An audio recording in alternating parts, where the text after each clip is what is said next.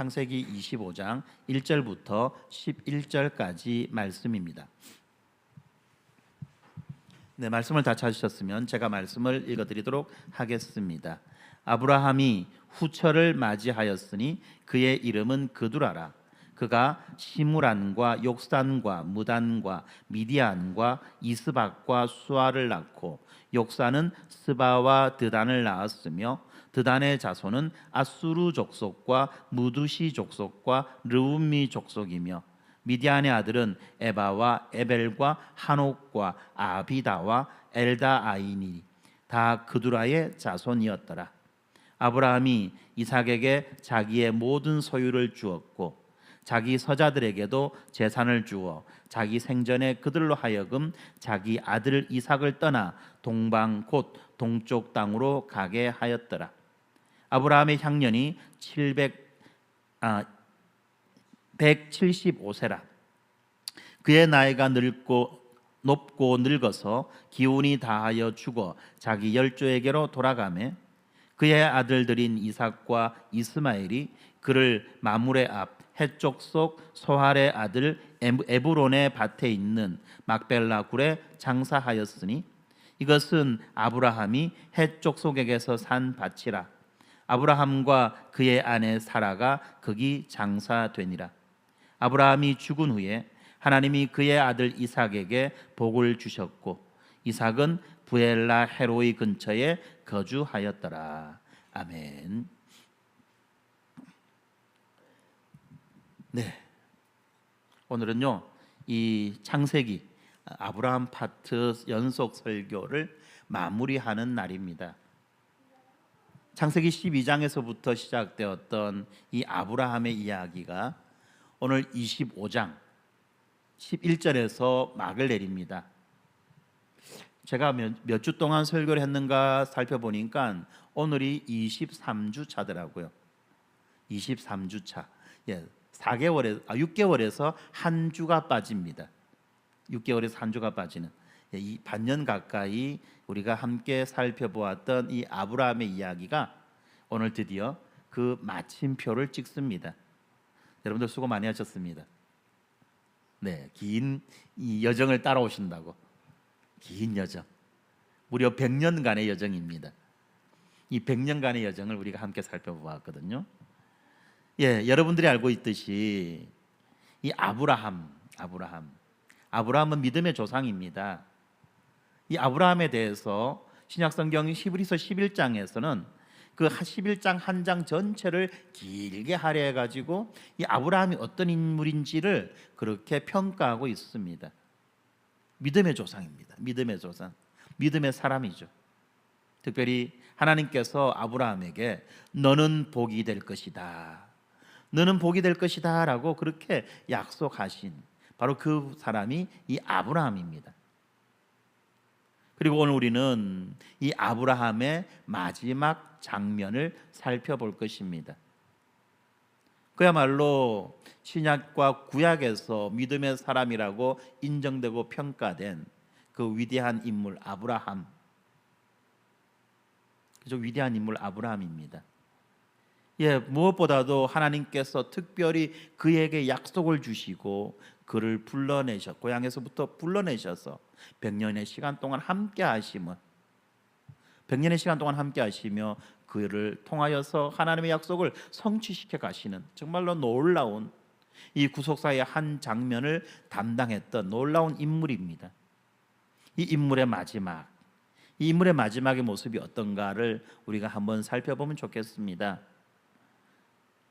이 정도 인물이라면 여러분 어떨까요? 그의 장례식은 정말로 화려하고 장엄하고 엄숙한 그런 장례식이 되어야지 마땅한 것 아니겠습니까? 그런데 오늘 우리가 성경에서 기록하고 있는 그의 마지막의 모습은 그런 모습은 드러나지 않아요. 그죠? 담담하게 그리고 소박하게 말합니다. 아브라함이 막벨라 굴에 묻혔다고만 그렇게 기록합니다. 그 막벨라 굴, 그곳에는 이미 사라가 먼저 장례되었습니다. 사라가 먼저 그곳에 장사되었던 거죠. 그렇게 사라가 먼저 장사된 차갑고 어두운 동굴, 그 동굴 속에 약속의 땅을 자기가 소유했지만 그럼에도 불구하고 그 약속의 땅 가나안에서 자기 소유로 된 땅, 자기 명의로 소유된 땅은 단 한 평도 제대로 갖지 못한 채 그냥 이 해족 속에게서 돈을 주고, 그것도 거의 바가지 쓰다시피 돈을 주고 산 그 작은 밭에 있는 그 굴에 아브라함이 묻힌 것입니다. 여기서 우리는 한 가지 사건, 한 가지를 한번 생각해 봐야 됩니다. 그것은 무엇냐면, 우리가 인생에 있어서 성공을 이야기할 때 과연 어떤 인생이 성공한 인생이냐, 이것을 우리가 생각해 봐야 된다는 겁니다. 보통 많은 사람들은 성공이라고 말하면 어떤 높은 자리, 명예로운 자리에 오르는 것을 성공이라고 말합니다. 또 어떤 사람은 많은 재산을 소유하는 것을 성공이라고 말합니다. 또 어떤 사람은 자기의 이름이 여러 사람, 많은 사람에게 오래오래 기억되는 것, 그런 인생을 성공이라고 말하기도 합니다. 이런 식으로 우리들은 어떤 한 인생의 끝이 그야말로 화려하게 마무리되는 것, 폭죽처럼 그렇게 아름답게 마무리되는 것, 이것을 성공이라고 생각하고 성공이라고 부른다는 것입니다. 그런데 여러분, 지금 이 아브라함에게서는 어떻습니까? 하나님이 가장 영광스럽고 가장 복되다라고 말씀하시는 그 아브라함의 마지막은 막벨라 동굴이라는 겁니다. 아무도 기억하지 못하는 그 작고 어두운 동굴. 이것은 우리가 생각하고 있는 그 성공과는, 그 화려함과는 좀 거리가 있는 그런 모습이죠. 이것을 역설이라고 말할 수 있습니다. 이 역설이 오늘 우리들에게 가장 중요한 질문을 던지고 있습니다. 여러분은 지금 무엇을 위해서 살고 계십니까? 그리고 여러분은 어떻게 마지막을 맞이하시겠습니까? 오늘 우리가 함께 살펴보는 이 창세기 25장에는 이 세상의 기준으로는 도무지 설명할 수 없는 그런 장면들이 있다는 것입니다. 이미 알고 있듯이 이 아브라함은 이 100년이 넘는 시간 동안 하나님과 동행했습니다. 그 오랜 시간 동안 아브라함은 수많은 위기를 넘겼고, 또 하나님의 약속이 실제적으로 성취되어지는 것을 그의 눈으로 목격했고, 뿐만 아니라 이 모리아 산에서 자기 아들 이삭을 잡아서 제물로 드리라고 하는 그러한 극한의 시험도 믿음으로 통과했습니다. 그런데 그 모든 여정의 끝이 작고 어두운 동굴인 것입니다.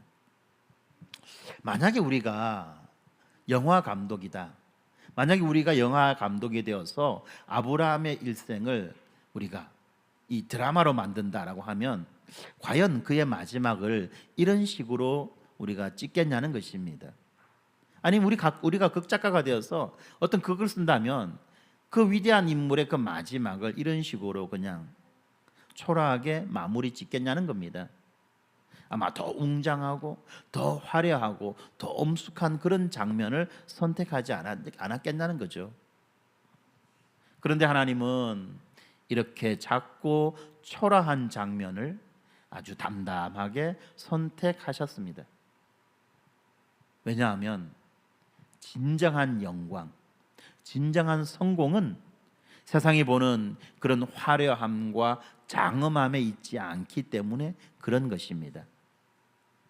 아브라함의 마지막은 이 겉으로는 초라해 보였습니다. 그러나 그 굴 속, 아브라함이 묻힌 그 굴 속에는 여전히 살아계신 그 하나님의 언약이 함께하고 있었다는 것입니다. 그리고 저는 이 지점에서 여러분들에게 한 가지 질문을 던지고 싶습니다. 지금 여러분들이 가장 두려워하는 것은 무엇입니까? 지금 여러분들이 지금 가장 두려워하는 것은 무엇입니까? 노후 준비되지 않은 그 노후에 대한 불안함입니까? 아니면 아직까지 장성하지 못한 자녀들이 미래가 불안하십니까? 아니면 내가 이 세상을 떠난 후에 우리 가정과 우리 교회가 어떻게 될지 그것이 여러분 두려우십니까? 오늘 아브라함의 이 마지막 장면이 바로 이러한 모든 두려움에 분명하게 답을 해 줄 것입니다. 먼저 본문 1절과 2절을 봅니다. 1절과 2절은 이렇게 되어 있습니다. 아브라함이 후처를 맞이하였으니 그의 이름은 그두라라. 그가 시므란과 욕산과 무단과 미디안과 이스박과 수아를 낳았고, 계속해서 누구를 낳고가 나왔죠. 네, 아브라함은요 이제 그두라라고 하는 여인을 아내로 맞이합니다. 그리고 그두라를 통해서 6명의 아들을 낳습니다. 시므란, 욕산, 무단, 미디안, 이스박, 수아. 다들 좀 낯선 이름들이에요. 그런데 이렇게 6명의 아들을 낳습니다. 그리고 이 아들이 또 아들을 낳아요. 손자들을 놓고 또 증손자들을 낳습니다. 이들 가운데 이 미디안이라는 사람이 있죠. 이 미디안이라는 사람은 나중에 모세의 장인 이드로의 조상이 됩니다. 그리고 욕산이라고 하는 이 아들이 낳은 이 스바라고 하는 인물이 있는데, 이 스바는 나중에 솔로몬을 찾아오는 그 스바 여왕의 조상이 됩니다. 네, 이처럼 이 아브라함의 자손이 매우 많고 다양하게 번성합니다. 그리하여 이 아이들이, 이 자손들이 하나님의 구원의 역사를 만들어 갑니다. 때로는 선한 역을 맡기도 하고 때로는 악역을 맡기도 하죠. 아수르 같은 그런 이름들은 어떻습니까? 나중에 이스라엘을 멸망시키는 멸망의 도구로 사용되어지기도 한다는 것입니다. 그런데 중요한 것은 무엇입니까? 하나님이 아브라함에게 말씀하지 않았습니까? 이 세상 모든 사람들이 너를 통하여 복을 받을 것이다. 너의 자손은 하늘의 별과 같이 많을 거다. 바닷가의 모래처럼 많을 거다. 라고 하는 그 약속을 하나님은 이런 식으로 성취시켜 가시는 것입니다. 단순히 이스라엘만 하나님의 백성이 아니라, 이스라엘만 아브라함의 후손이 아니라 많은 사람들 그렇게 하나님께서 허락하시겠다고 약속하셨습니다. 그리고 그 사람들을 통하여서, 그 사람들의 그 얼기설기 엮여지는 그런 인생들을 통하여서 하나님의 그 구원의 역사를 만들어 가시는 것입니다. 그런데 이 이야기가 바로 뒤에 나오는 5절, 6절과 대조를 이루고 있습니다. 5절과 6절에는 이렇게 말합니다. 아브라함이 이삭에게 자기의 모든 소유를 주었고 첩들의 아들에게도 아브라함이 재물을 주어 자기가 살아있을 동안에 그들을 자기 아들 이삭에게서 떠나 동방으로 가게 하였더라. 지금 아브라함은 이삭과 다른 자식들을 철저하게 구분하고 있는 거죠. 바로 이 말씀, 이 말이, 이 구분이 오늘 본론의 첫 번째 핵심입니다. 이삭에게는 자기의 모든 소유를 주었다고 말합니다. 그러나 다른 아들에게는 재물을 주었습니다. 똑같은 표현입니다. 주었습니다. 주긴 주었는데 그런데 내용이 다르죠. 자기 아들 이삭에게는 상속물을 줍니다. 그러나 첩이 낳은 자식들에게는 상속물이 아니라 선물을 주는 겁니다. 선물을 주는 겁니다. 네, 재물을 준 거예요. 이삭은 모든 것을 받았습니다. 그러나 다른 자식들은 선물만, 재물만 받았던 것입니다. 그리고 아브라함은 이 다른 자식들을 이삭으로부터 멀리 떨어진 그 동방으로 보냅니다. 공간적인 분리가 일어나는 거죠. 어떤 사람은 말합니다. 자식이면 다 똑같은 자식이지 왜 이런 식으로 차별하느냐? 이거 이상한 거 아니야? 라고 말합니다. 그러면서 말하죠. 너무 잔인하다. 너무 잔인하다. 라고 말합니다. 여러분, 이 장면이 과연 아버지가 자식을 차별하는 것처럼 그렇게 보이십니까? 이 일에 대해서 바울이 로마서 9장에서 이렇게 설명합니다. 로마서 9장 7절 8절이죠. 아브라함의 씨가 다 그의 자녀가 아니라, 아브라함의 씨가 다 그의 자녀가 아니라 오직 이삭으로부터 난 자라야 내 씨라 불리리라 하셨으니 곧 육신의 자녀가 하나님의 자녀가 아니요 오직 약속의 자녀가 씨로 여기심을 받았느니라 라고 말씀하면서 아브라함이 낳은 자식이라고 다 똑같은 자식이 아니라는 거죠. 약속을 받은 자식이 있고, 누구의 약속? 하나님의 약속. 하나님의 약속을 입은 자식이 있고 하나님의 약속을 입지 못한 자식이 있다는 것입니다. 그런데 여러분, 여기서 또 우리가 조심해야 될 것이 있어요. 하나님의 약속을 입은 자식, 이삭이죠. 이삭이 이렇게 아브라함의 자식으로 상속자가 된 것, 아브라함의 모든 것들을 상속받은 것은 이삭이 더 착해서나, 또는 이삭의 능력이 더 탁월해서나, 또는 이삭의 믿음이 더 컸기 때문에 그런 것이 아니라는 사실입니다. 이삭이 다른 형제들보다 더 잘나서 이렇게 이삭을 상속자로 삼은 것이 아니라는 거예요. 그러면 무엇 때문입니까? 그것은 바로 하나님께서 이삭을 선택하셨기 때문에 그렇게 되었다는 것입니다.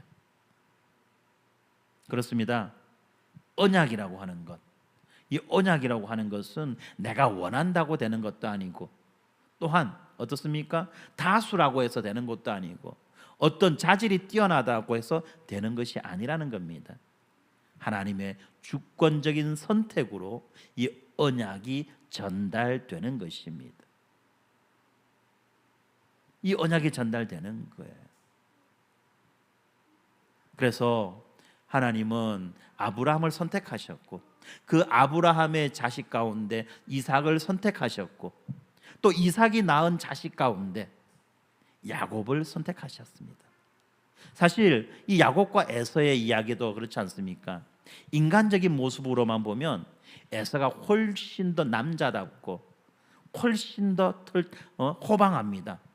성격도 좋아요. 마음도 넓어요. 한 번씩 욱해서 그렇지. 그런데 야곱은 어떻습니까? 이게 도대체 남자입니까? 여자입니까? 이게 전혀 사내답지 못하고 비겁하고 쪼잔하고 음모나 꾸밀 줄 알고 거짓이나 꾸밀 줄 알지, 제대로 할 줄 아는 게 뭐 있습니까? 인간적인 모습으로 보면 자기 형인 에서가 야곱의 후계자가 되어야 되는 것이 맞는데, 이삭의 후계자가 되어야 되는 것이 마땅한데, 그런데 하나님은 그가 태중에 있을 때부터 야곱을 부르셨다고 그렇게 말씀하지 않으십니까? 하나님의 주권적 선택인 겁니다. 그럼 여러분, 이것이 우리에게 어떤 의미로 다가옵니까? 오늘날 우리 주변을 한번 돌아봅시다. 많은 부모님들이 자녀들에게 좋은 것을 남겨주려고 평생을 다 쏟아붓습니다. 어떻게 하든지 우리 자식들에게 좋은 걸 주려고 할 수 있는 한 최선의 노력을 다해서 그렇게 자녀들에게 쏟아붓습니다. 더 좋은 집, 더 많은 재산, 더 높은 스펙을 갖게 해주려고 그렇게 애를 쓴다는 겁니다. 여러분, 제가 지금 이걸 잘못했다고 야단하는 거 아니에요. 이런 것이 나쁜 건 아닙니다. 그렇죠, 부모니까 당연히 일어나는 반응인 거예요. 남의 자식보다 내 자식이 좀 더 잘 되었으면 좋겠고, 내 능력, 내가 할 수 있는 그 능력, 모든 것들을 다 동원해서 이 아이를 어떻게 좀 밀어주고 받쳐주고 그렇게 하면 좋겠죠. 그건 당연한 우리의 본성입니다. 근데 여러분, 이 아브라함이 이삭에게 남긴 그 모든 것, 그 모든 것 가운데 여러분 진짜 핵심이 뭔지 혹시 여러분 생각해 보셨습니까? 아브라함이 이삭에게 모든 것을 다 주었다. 성경은 이렇게 말합니다. 그 모든 것 다 주었다라고 말하니까 많은 사람들이 좋겠다. 아브라함이 거부인데 금도 주고 은도 주고 양도 주고 말도 주고 소도 주고 집도 주고 다 줬겠네. 야, 참 부모 잘 만났네. 부러워라. 이렇게만 생각한다면 정말 우리는 딴 나라에 가 있는 거죠. 진짜 아브라함이 그 자녀 이삭에게 준 모든 것 가운데 진짜 핵심이 무엇냐면 바로 하나님과의 언약이라는 겁니다. 하나님을 아는 것, 하나님의 약속을 붙드는 것, 하나님을 신뢰하고 의지하는 것, 이것이 이삭이 받은 진짜 유산이라는 것입니다.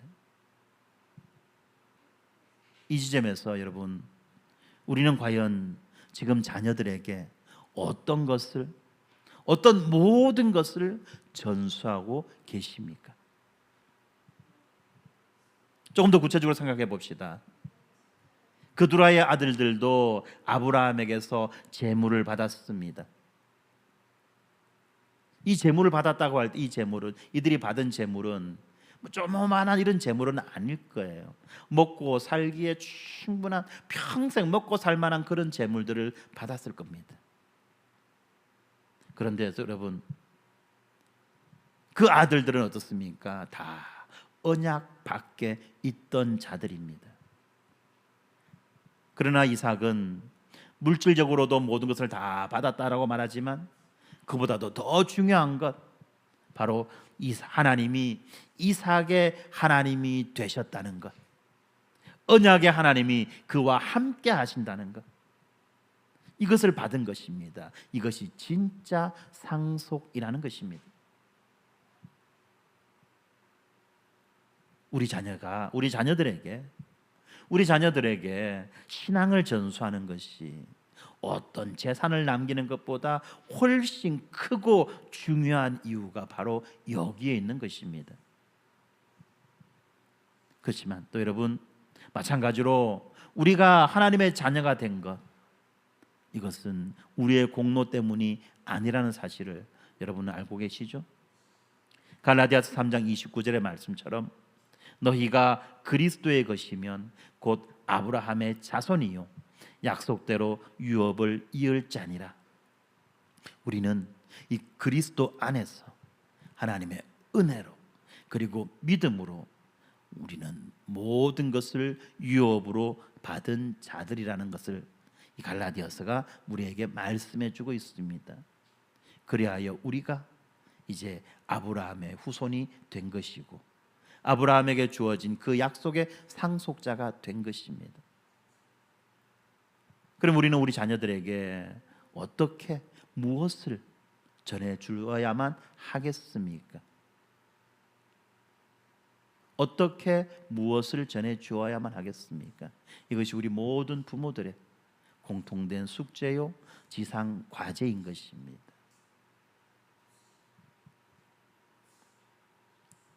계속해서 말씀을 봅니다. 7절입니다. 아브라함의 향년이 175세라. 175세. 창세기 12장에서 75세에 하나님의 부르심을 받아 고향을 떠난 다음에 꼬박 100년간의 여정이 이제 마무리가 되는 거죠. 그리고 이어지는 8절을 봅니다. 창세기 25장 8절에 보면 그가 나이가 많고 나이가 높고 기한이 차서 기력이 다하여 죽어 자기 백성에게로 돌아갔다라고 말합니다. 여기에서 핵심은 기한이 차서라는 겁니다. 기한이 차서. 이 말은 그가 단순히 오래 살았다는 것을 말하는 것이 아니죠. 그의 삶이 하나님 앞에서 충만하게 완성되었다라는 것입니다. 그의 삶이 하나님 앞에서 충만하게 완성되었다, 넘치도록 가득 찼다라는 의미라는 것입니다.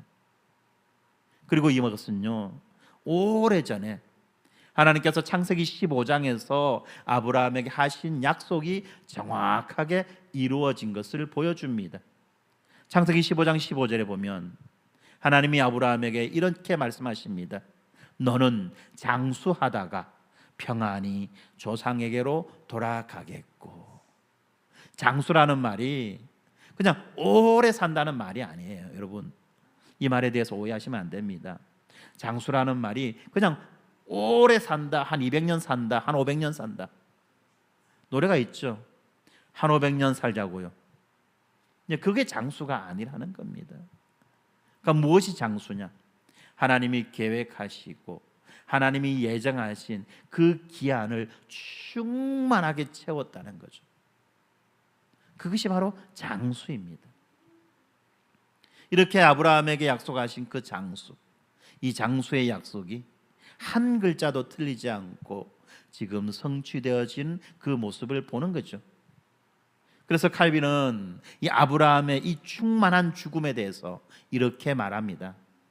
신자가 마음의 요동함 없이 기쁨과 만족한 마음으로 죽음을 맞이하는 것. 신자가 마음의 요동함 없이 기쁨과 만족한 마음으로 죽음을 맞이하는 것, 이것이 바로 믿음의 모범이다라고 말합니다. 나에게 주신 하나님의 약속이 이루어졌다라고 하는 그 깊은 확신 안에서 눈을 감는 것, 이것이야말로 세상이 줄 수 없는 평안 가운데의 마지막 아니겠냐는 겁니다. 여러분, 그런데 이러한 충만한 삶의 마무리는 어느 날 갑자기 만들어지는 게 아니에요. 아브라함의 175년, 좀 더 정확하게 아브라함의 그 100년을 한번 돌아봅시다.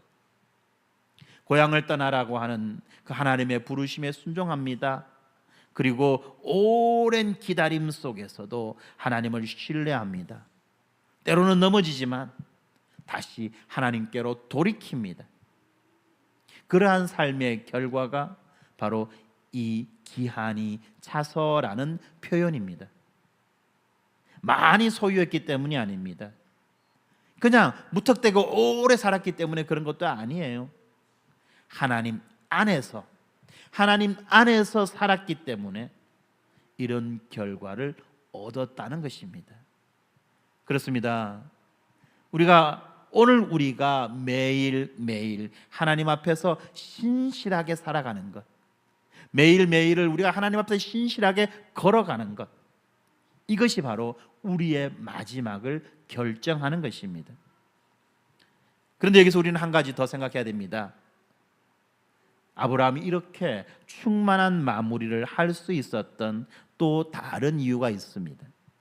그것은 그가 이 세상의 것을 마음의 중심에 두지 않았기 때문입니다. 이 세상의 것을 그의 마음의 중심에 두지 않았기 때문에 이런 거예요. 창세기 12장부터 아브라함은 이 땅에서 나그네인이라는 것을 알았습니다. 그래서 본토와 친척과 아비의 집을 두고 기꺼이 하나님을 따라 나설 수 있었던 것입니다. 그리고 그 넓은 가나안 땅에 도착했을 때도 단 한 평도 자기의 것인 것이 없었죠. 그러나 이 아브라함은 거기에서도 하나님의 약속을 붙들고 있었습니다. 사람은요, 손에 쥔 것이 많으면 많을수록 놓고 떠나기가 어렵습니다. 그렇지 않나요? 내가 많은 것을 소유했다고 생각해 봅시다. 그리고 어느 날 갑자기 그것을 놓고 떠나야 한다고 생각해 봅시다. 어떨까요? 내가 어떻게 모았는데, 내가 어떻게 이루었는데, 하나님 한 5년만 이거 조금 누리다가 갈게요. 내가 이거 어떻게 모았는데, 하나님 5년이 안 되면 한 3년만, 아니 3년이 안 되면 6개월만이라도 하나님 좀 어떻게 안 되겠습니까? 이게 우리 인간의 본성 아닙니까? 그런데 여러분, 마음이 하나님을 향해 있는 사람은요, 이 세상을 떠날 때 미련이 없는 것입니다. 마음이 하나님을 향해 있는 사람은요, 이 세상을 떠날 때 미련이 없는 것입니다. 아브라함이 그랬습니다. 우리 아이들 놀 때 보면 알아요. 우리 아이들 놀 때 보면, 지금 우리 아이들 교회 와서 열심히 잘 놀죠. 열심히 잘 노는데, 얘들아 가자, 예배 시간 됐다라고 하면요, 처음에는 예배가 뭔지, 교회적인 삶이 뭔지를 모를 때는 자기가 노는 그 놀이가, 자기가 가지고 있는 그 장난감이 너무 좋아 보였어요. 그러니까 잠시만요, 조금만 있다가요, 조금만 더 놀다 가면 안 돼요? 아이들이 이렇게 말했어요.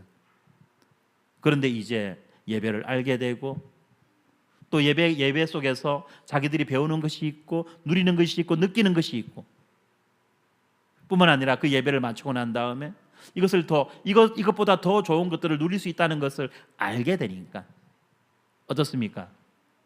얘들아 가자 하면은 두 말도 안 합니다. 그냥 놀던 거 탁 놓고 정리하고 따라 놨습니다. 바로 그런 삶인 거죠. 이 세상을 떠날 때 미련이 없는 거예요. 아브라함이 그렇게 했습니다. 여러분, 그런데 오늘날 우리 사회는 죽음을 어떻게 여깁니까?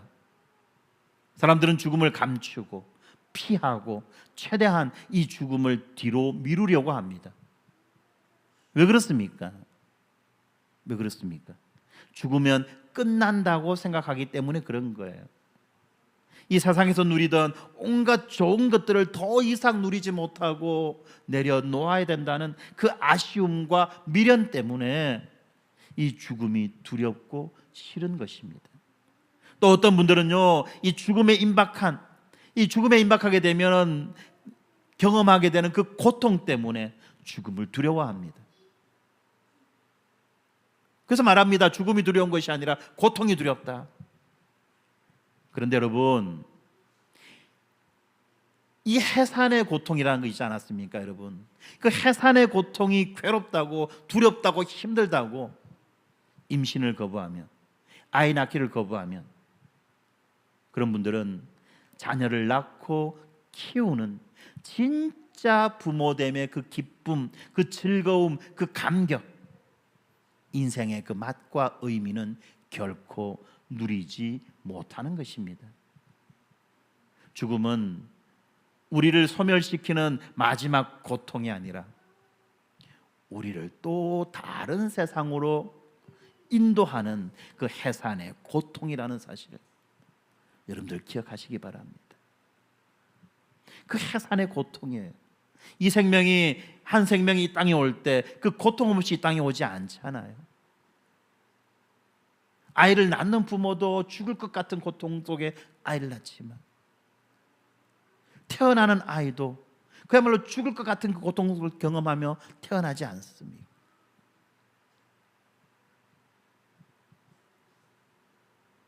그 고통이 우리를 또 다른 세상으로 인도한다는 사실을 여러분은 믿으셔야만 하는 것입니다. 그런데 아브라함의 죽음은 어떻습니까? 우리가 생각하는 그런 죽음과 다르다는 겁니다. 나이가 많고 기한이 차서, 바로 이것이 우리 신자들의 죽음의 언어라는 겁니다. 우리는요, 언제 죽어도요, 기한이 차서 그렇게 우리는 죽는 자들입니다. 죽음은 끝이나 소멸이 아닙니다. 죽음은 고향으로 돌아가는 것입니다. 이 땅에서의 그 소풍, 이 땅에서의 그 삶을 마무리 짓고, 이 땅에서의 그 사명을 마무리 짓고 이제 다시 고향으로 돌아가는 것, 이것이 우리 신자들의 죽음이라는 것입니다. 특별히 마지막 8절입니다. 8절 마지막을 보면 이렇습니다. 자기 백성에게로 돌아갔고. 아브라함이 스스로 걸어간 것이 아니에요. 하나님이 그를 거두어 가셨습니다. 이미 먼저 세상을 떠난 그 믿음의 선조들이 있는 그곳으로 하나님은 그를 데리고 가신 것입니다. 웨스트민스터 소요리 문답 37문이 이렇게 말합니다. 신자들이 죽을 때에 그들의 영혼은 완전히 거룩하게 되어 즉시 영광으로 들어가며, 신자들이 죽을 때에 그들의 영혼은 완전히 거룩하게 되어 즉시 영광으로 들어가며, 이것이 우리 피조물이 꿈꿀 수 있는 최고의 상태 아니겠습니까? 더 이상 죄도 없고 눈물도 없고 고통이 없는 완전히 거룩한 자가 되어 이제 영광으로 들어가는 것입니다. 이것이 바로 하나님이 우리를 만드시고 창조하신 목적 아닙니까? 그리고 히브리서 11장 13절과 16절에는 이렇게 말합니다. 이 사람들은 다 믿음을 따라 죽었으며 약속을 받지 못하였으되 그것들을 멀리서 보고 환영하며 더 나은 본향을 사모하니 곧 하늘에 있는 것이라. 그렇습니다. 더 나은 본향으로 우리가 가는 것입니다. 그러니까 무엇이 아깝겠습니까? 무엇이 섭섭하겠습니까? 계속해서 9절입니다. 여기에 보면 예상하지 못했던 장면이 펼쳐집니다. 그의 아들들인 이삭과 이스마엘이 그를 헤브론 앞 마므레 앞 막벨라 굴에 장사하였으니, 여기에 보면요 두 인물이 등장하죠. 이삭과 이스마엘. 이삭과 이스마엘이라는 이 두 이름이 나란히 등장합니다. 무슨 말입니까? 두 형제가 함께 아버지를 장사했다는 말입니다.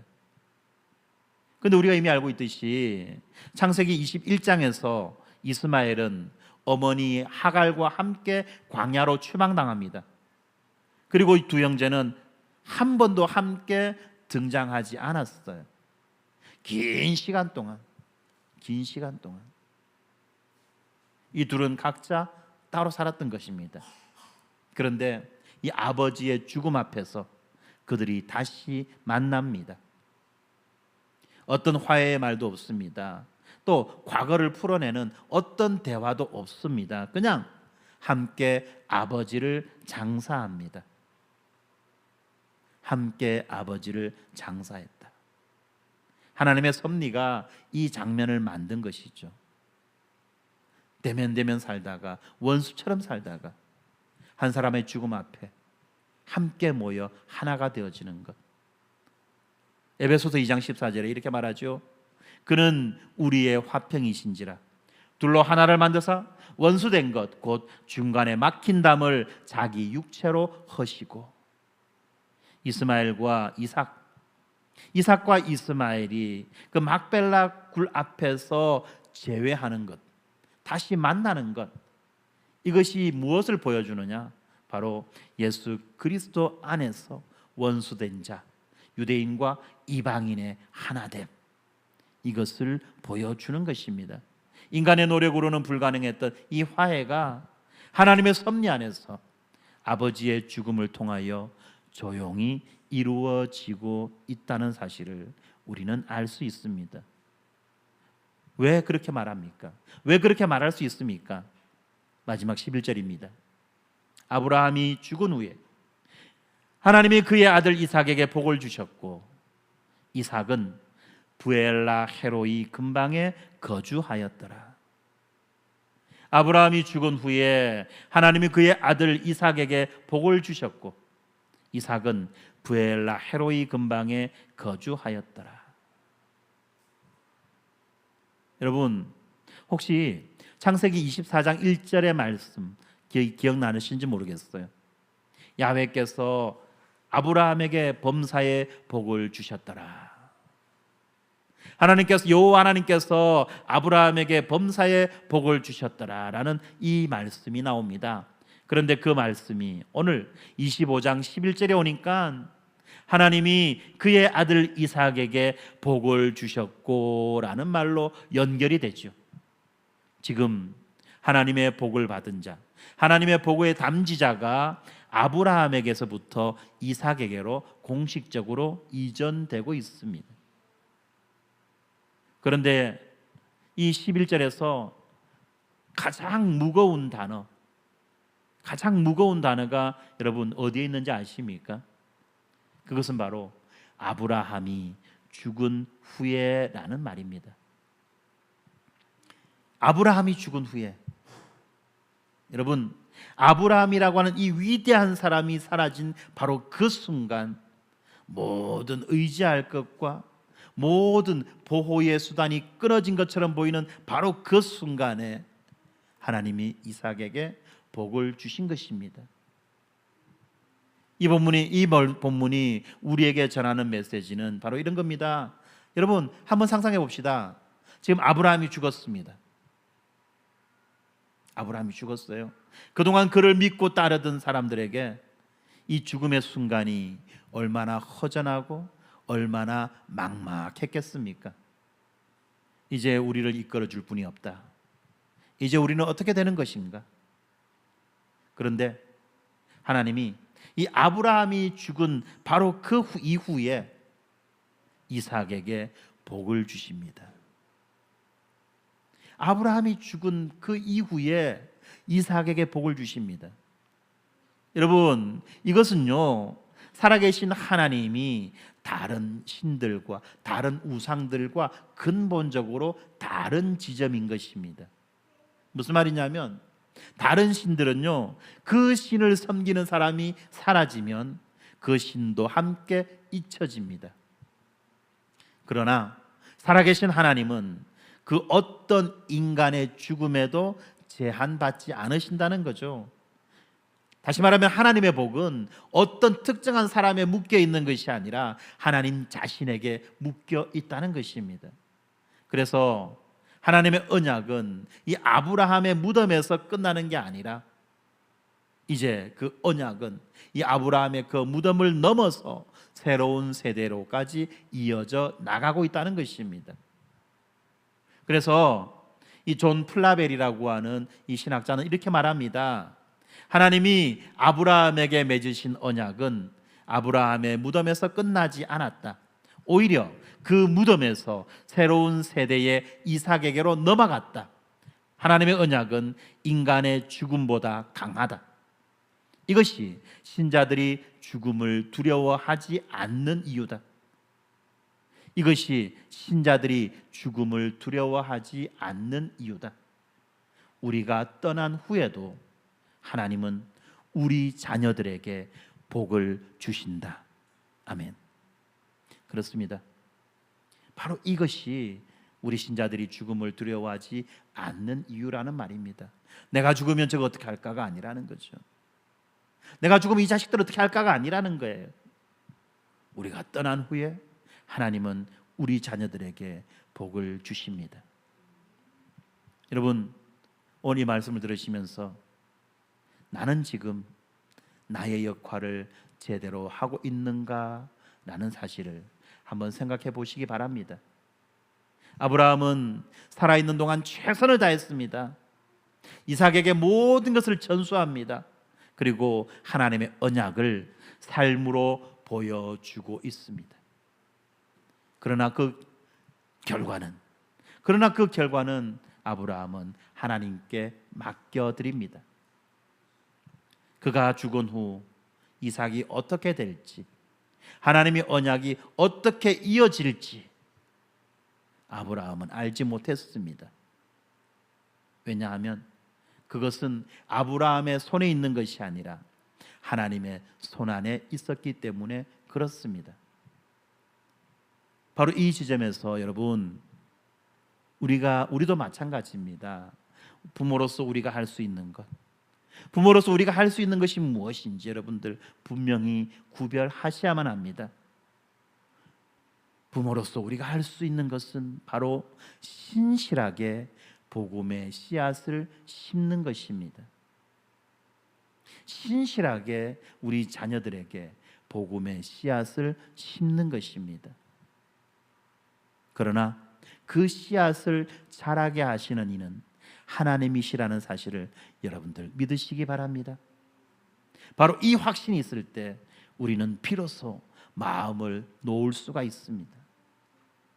청교도 신학자 존 오웬도 이렇게 말합니다. 하나님의 도구들은 죽어 사라질지라도 하나님의 언약은 결코 그들과 함께 묻히지 않는다. 주께서 쓰시던 일꾼들은 무덤으로 부르실 때에도, 주께서 쓰시던 일꾼들을 무덤으로 부르신다 할지라도 그분의 신실하심은 다음 세대를 향해 여전히 일하고 계신다. 그렇습니다. 우리 부모 세대들이 다 이 땅을 떠나고 난 다음에라 할지라도 하나님께서는 여전히 우리 다음 세대들 가운데 일하고 계신다는 사실을 우리는 믿어야만 할 것입니다. 11절 마지막에 이삭은 부엘라 헤로이 근방에 거주하였더라고 말합니다. 부엘라 헤로이, 부엘라 헤로이, 뜻은 살아계시고 나를 보시는 이의 우물이라는 거죠. 나를 감찰하시는 여호와의 우물, 그것이 바로 부엘라 헤로이입니다. 어디서 많이 보는 거 아닙니까 여러분? 이스마엘의 어머니 하갈이 이 광야로 쫓겨나 눈물을 흘리던 그 자리에서 하나님을 만나고 난 다음에 붙인 이름, 그것이 바로 부엘라 헤로이 아닙니까? 이스마엘과 그의 어머니 하갈이 쫓겨난 그 자리에 지금 이삭이 거주하고 있습니다. 아브라함이 없어진 후에도 하나님은 살아계십니다. 그리고 지금 불꽃 같은 눈동자로 이삭을 바라보고 계신다는 것입니다. 이렇게 하나님의 언약은 죽음으로 끊어지는 것이 아닙니다. 아브라함은 막벨라 굴에 묻혔습니다. 그러나 그의 하나님은 굴 안에 갇혀 있지 않으십니다.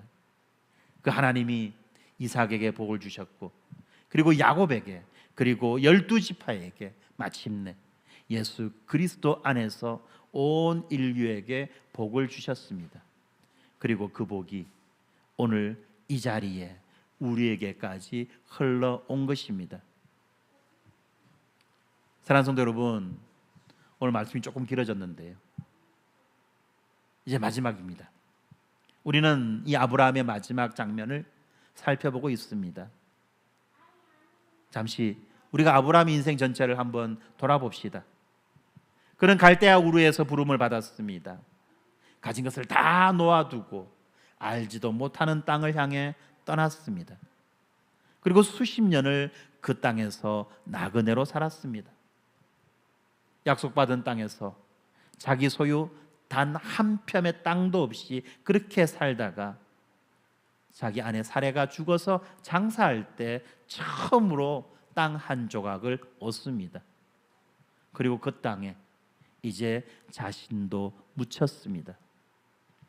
겉으로 보면 참 초라하기 짝이 없습니다. 하나님이 어떻게 보면 하나님이 아브라함에게 사기친 것처럼 그렇게 느껴집니다. 그런데 히브리서 11장 13절은 이렇게 증언합니다. 이 사람들은 다 믿음을 따라 죽었으며 약속을 받지 못하였으되 그것들을 멀리서 보고 환영하며 또 땅에서는 외국인과 나그네임을 증언하였으니 라고 말합니다. 그렇습니다. 아브라함은 결코 실패한 인생을 산 것이 아닙니다. 그는 멀리서 약속을 보았습니다. 그리고 그 약속 위에서 나이가 많고 기한이 차서 그 충만함으로 막벨라 굴에 들어간 것입니다. 그런데 여러분, 우리도 막벨라 굴을 향해 걸어가고 있습니다. 우리 중 누구도 예외가 아닙니다. 그날이 왔을 때 우리도 아브라함처럼 그렇게 충만함으로 눈을 감을 수 있겠습니까? 여러분, 그 충만함이 도대체 어디서부터 올까요? 그 충만함은 바로 예수 그리스도 안에 있습니다.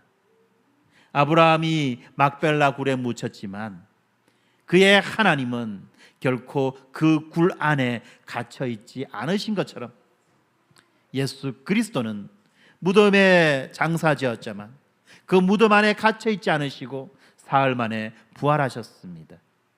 그리고 그 부활이 우리들의 충만함의 최종적 근거라는 것입니다. 오늘 이 자리에 계신 분들 가운데 자녀들의 신앙 때문에 걱정하시는 분이 있으십니까? 자녀가 교회를 떠난 것 같아서 마음이 무거우신 분이 계십니까? 또는 내가 없어진 후 우리 가정이 어떻게 될까? 내가 없어진 후 우리 교회 공동체가 어떻게 될까? 염려하고 계시는 분이 계십니까? 11절의 말씀을 다시 한번 보시기 바랍니다. 아브라함이 죽은 후에 하나님이 이삭에게 복을 주셨다. 하나님이 직접 이삭에게 복을 주셨습니다. 우리가 최선을 다해서 이 신앙의 씨앗을 심어도 결국 그 다음 세대의 마음을 여시는 분은 하나님이시라는 사실을 여러분은 기억하시기 바랍니다. 그리고 이러한 신뢰와 이러한 맡겨드림이 우리의 염려를 내려놓게 하는 것입니다. 그러면 우리는 무엇을 해야 할까요? 우리는 그 자녀들 앞에서 복음의 충만함을, 복음의 그 진실함을, 복음의 그 아름다움과 그 복음의 위대함을 우리는 살아내어야만 할 것입니다. 말로, 여러분, 말로 믿으라고는 할 수 있어요. 말로 교회 오라고는 할 수 있습니다. 그러나 우리의 삶으로 그들에게 복음을 제대로 보여주어야만이 그 말이 힘이 있고 효과가 있는 것입니다. 우리는 말로는 예수 믿어야 된다, 교회 가야 된다라고 말하지만 막상 우리의 삶은 어떻습니까? 하나님 제일입니까? 복음 제일입니까? 아니면 세상의 가치와 세상의 방식입니까? 하나님이 최고다라고, 하나님이 중요하다라고 자식들에게 말로는, 성경 공부 시간에는 그렇게 이야기하지만 막상 우리가 무엇을 선택해야 되는 그 시점에서 믿음보다는 공부가 더 중요하지, 믿음보다는 돈 버는 게 더 중요하지, 그렇게 우리가 자녀들에게 강요하고 있지는 않습니까? 그것을 보여주고 있지는 않습니까?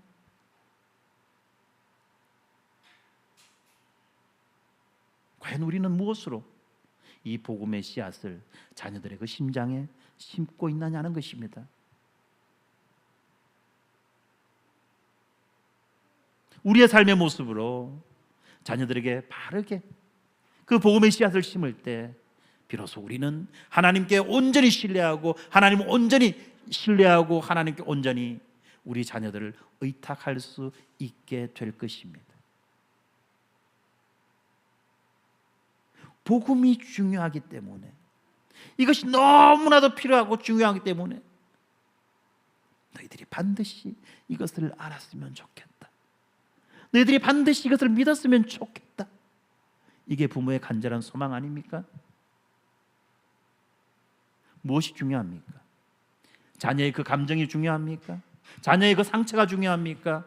복음이 중요합니까?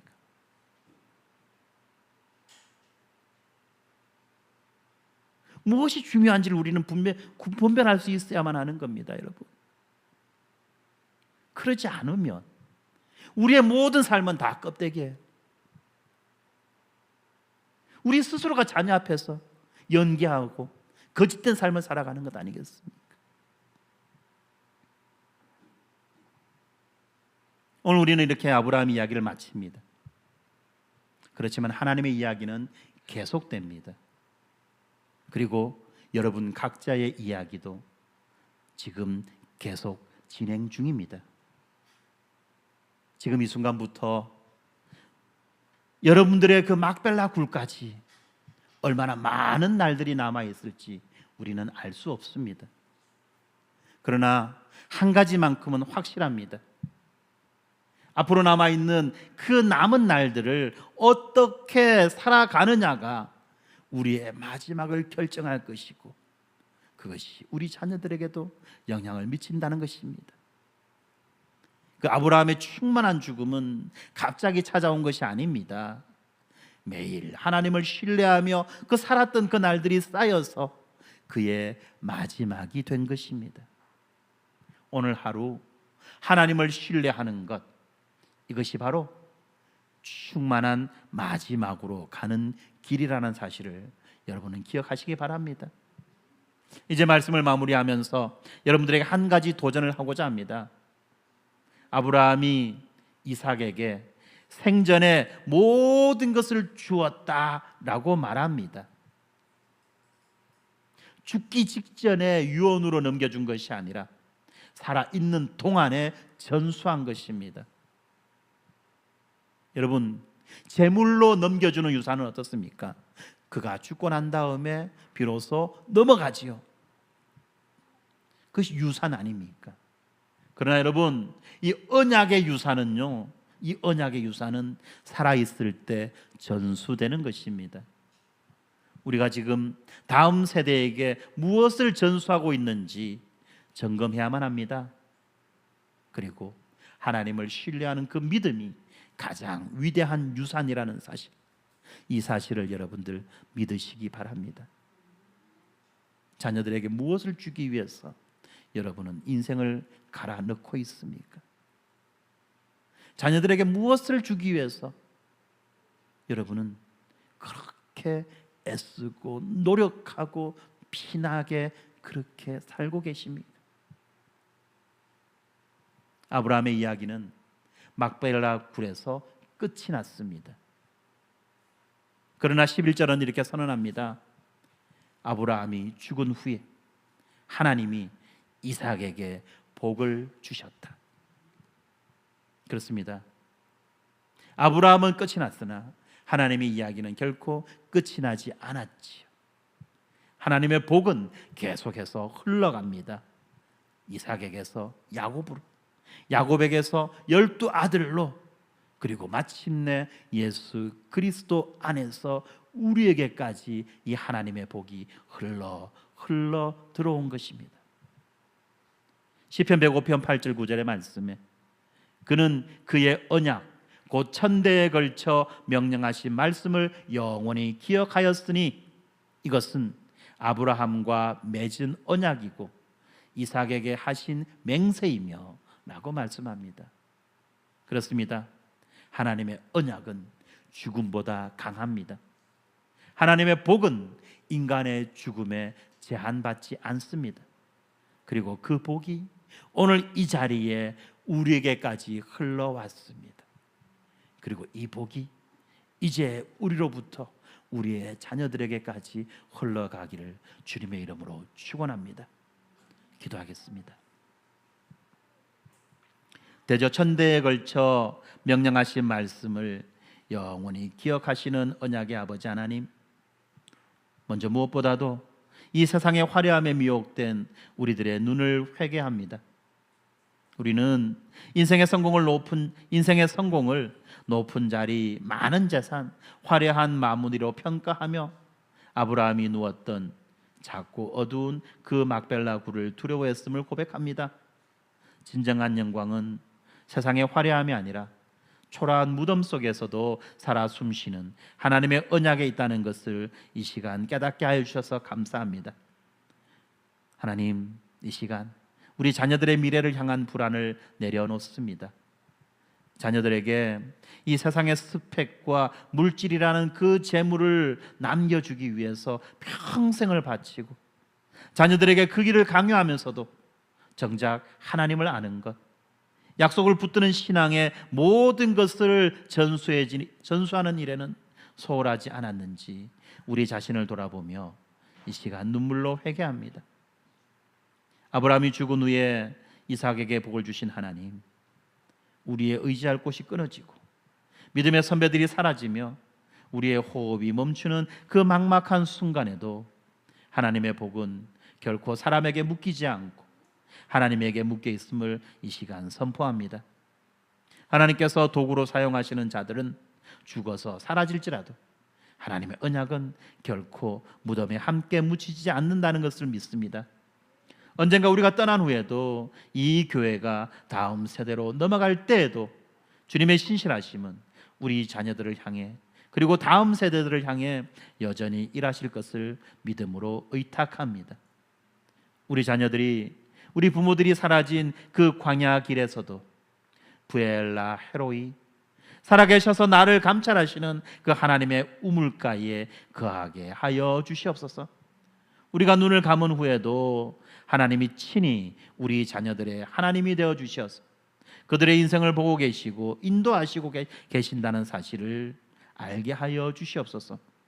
주님, 우리도 예외 없이 막벨라 굴을 향해 걷고 있는 나그네 드림을 이 시간 고백합니다.